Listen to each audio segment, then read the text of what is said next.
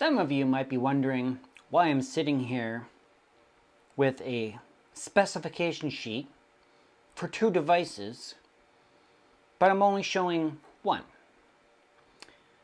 This one, right here, has been my favorite access point, the 7660ELR outdoor access point. I put it out in my backyard for about 2 months, used it, played with it, loved it. I saw something come online and I said, oh, I gotta have that. The reason why I had to have that is because this device I'm going to show you guys has fiber.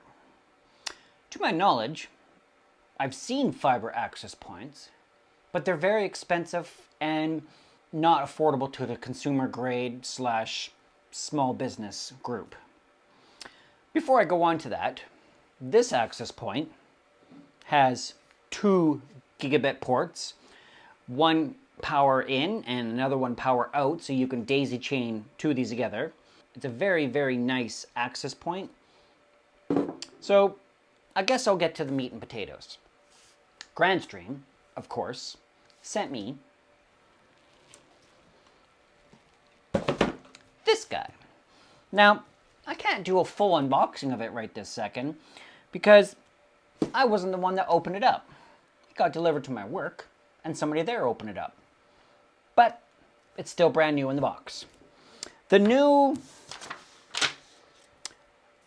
GWN7660ELR, very comparable specs to this. This one's got a little bit more dB output because of its antennas, they're external, but it doesn't have fiber. This guy in here, I'm going to unbox and show you, does. Now I've had it for not even 24 hours. I got it yesterday, I rushed home, unboxed it, the rest of it anyways, looked at it, plugged it all in, and then I had to go. I had to go take my kid to karate. Came home, it was online. I was like, all right, fine. I'm going to add it to the cloud portal. Started playing with it, got it all set up, loved it. And then I put it back in the box so I can show you guys what it looks like. So let's have a quick look. Then I'll go over what I was playing with and how much I like it. Very boxed, very, very, very, very well. I thought it was going to be really heavy, but it's not. So it comes with a bracket to go on the wall, a bracket to go on the back of the access point. All the hardware, stainless steel, because this is going to go outside out there, and I'm going to make sure it lives out in the snow, the rain, thunder and lightning. It's becoming that season soon. And it comes with all the pieces to waterproof your cables, all right here. Even does the fiber connection too. Can't show you that because that's my packing slip. This guy even comes with the metal straps that go around poles using these. I'll put these back in here because we don't need them right yet. Love that it comes with all the hardware for any scenario that you want to use it. It's not really, really heavy, but it's built with some really, really thick plastic. I measured this with my ruler yesterday because I was like, wow, it is really thick. 3.5 millimeters on the plastic. This one, I measured, because I had it apart, it was about 2. This one's got a metal backing though. This one doesn't. This one's plastic, meant to live outdoors. But like I said, on the bottom, on this side, it has a SFP 2.5 gig port. Now soon, as I get some YouTube money, because not many people sponsor me and send me free fiber stuff, I'm going to have to save up a little bit of money to do a 2.5 gig link, or maybe somebody in the comment below will say, hey, I'll send you some fs.com 2.5 gig single mode adapters. Only about $20 each, but I need to buy 4 of them to do some tests, and 4 at $100 or $20 each plus shipping is about 125 Canadian, but if you think you can help me out with that, let me know. But anyways, I tested this. I plugged in a Ethernet cable, powered it up, and then I tried fs.com's 1 gig transceivers, which are multi-mode, using this multi-mode cable. Then I was like, you know what? I really like BiDi stuff. I have a pair of 1.25 gig BiDi connections with my favorite rubber OutDoor rated single mode cable, and it worked perfectly. I swapped them back and forth to see if I can confuse the access point. No issues at all. It linked, not a problem. Even tried some, what are they called? Generic brand. I can't remember what they were called, but I have a whole pile of GBICs over there and a lot about transceivers and stuff like that. They all worked. The point of that is the device isn't that picky. Now, it did not. I don't know if the device didn't like it or the switch or the handshake. I'm thinking the device because I put a 10 gig SFP port in there, plus actually, and it would go on, it'd go off, it'd go on, it'd go off, and I'm like, it's probably not liking it because it's a 2.5 gig port. The SFPs usually don't want to handshake lower than what they actually are, so I left it at that, but I can confirm 100% these two work, single mode and multi-mode. I'll put a picture in the video for you guys below of these two exact models. These come in 4s, these ones come in pair or singles from fs.com. And I think these ones right here are GW Lily or something like that. Just some off-brand Amazon specials that I play with because if I break them, I don't care. But they work. They come in pair or 2s, and there's 4 of them in the box for like 50 bucks. They work. So I really want the 2.5 gig ones, but we'll see. Somebody else might be able to help me out. So what I'm going to do is I'm going to put this off to the side. I'm going to plug this in, show you guys some screenshots and some tests through it, and go from there. Let's swap around. As you can see, there's a blue light, and I've got it plugged in.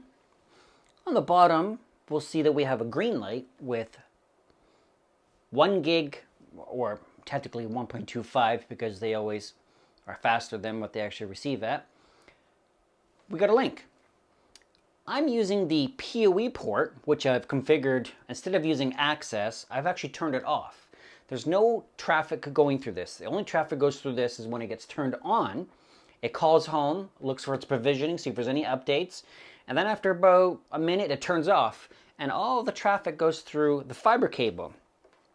Now, I'm trying to think of some scenarios where this would work with both cables. I tried having both at the same time. Even tried setting up a management link. Didn't put too much effort into it because I was excited to play with it. If you keep both of them on the same time, that switch over there, the GrandStream one over in the rack, the messy rack, because I'm moving everything into the rack, doesn't like that. The lights just go berserk. It does not like it. So I turned it into a PoE port with no traffic, and it works. So what I'm going to do now is I'm going to switch it just to show you guys that it works with multi-mode, and then I'll show you guys a little video of my rack, and yes, it's messy because I'm working on it, adding things to it. I got to run some fiber in my room to my other rack over there, but it's messy right now because I got to buy a PDU so I can put all the adapters and stuff like that in there, and we'll go from there and try it. So give me a second here. I'm going to swap out these transceivers. Now, make note, if you don't have small fingers like mine, getting the transceiver out, put the cap back on so I don't get any dirt on there. If you don't have the fingers in there to get the transceiver out, it could be a little bit tricky. This one that I have in here is kinda easy to get out, kinda, not the easiest, I guess. But you'll need some kind of screwdriver, but you shouldn't be taking it out every day anyways. So let me swap it out. I'll plug in the other cable and I'll show you. As you can see, it's still online. It's blue, means it's working. And we have a different cable, which is a multi-mode 1 gig transceiver, still using the RJ45 to power it with PoE, and it works. So now what I'm going to do is I'm going to put it in my closet, and I'm going to do some screenshots of speed tests and stuff like that for you guys, and we'll go from there. I guess I'll show you what my rack looks like. It's nothing pretty, but Give me a second. As we can see, I have a very messy rack. From the bottom, we have an OpenSense test setup. I have the new GrandStream GCC6010 in there. I haven't connected it yet because the rack is still under construction and I have to run some cables. And then we come up here. This is where all my fiber is going to come in. I have GrandStream's link aggregate switch, which is the 7832, which is what everything's plugged into right now. Connected to my 48 port PoE switch right here. And I'm still running a GrandStream 7002 router, soon to be switched over to this guy right here down here. So yes, it's a mess. Got all these cables coming in and out. You guys are all going to comment and go, it looks messy. Yes, you're right. It is messy. I'm sorry. But anyways, here's the link to the access point right here. And you could tell right here, there's no link on here. There's no link. The light will actually show up when you've got link.